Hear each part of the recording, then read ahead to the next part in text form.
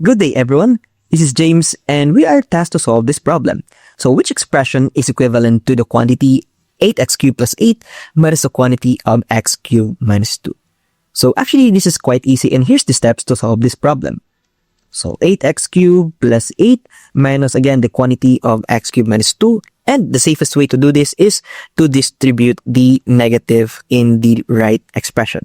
So basically, the signs in the right expression will be changed. So with this, we have simplified the expression to 8x cubed plus 8. So take note that since originally the x cubed is positive, it will now become negative. And as for the case of negative 2, so negative times negative 2 is just positive 2. And finally, to simplify it further, we can just combine like terms.